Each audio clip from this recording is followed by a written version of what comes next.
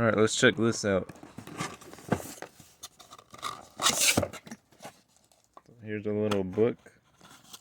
A cup. A nice looking cup. Got the Totoros right there. You got the big one.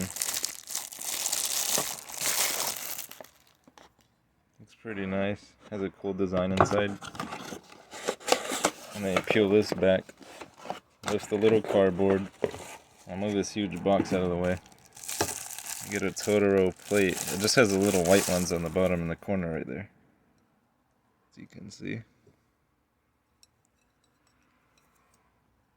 Look at that. That looks pretty cool.